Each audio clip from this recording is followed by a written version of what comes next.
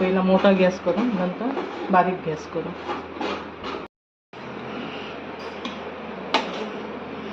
फणसाची भाजी आता आपल्याला अशी ढवळून घ्यायची आहे सुंदर.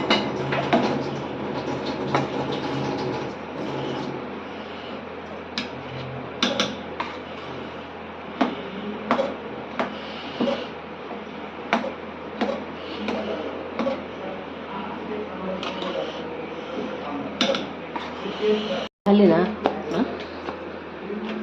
हां हां. ही आपली भाजी फणसाची एकजीव करून झालेली आहे. बघा आपली भाजी आता तयार आहे. बघा तुझ्यासारखं करायला गेलं तर मग मला त्रास होईल ना.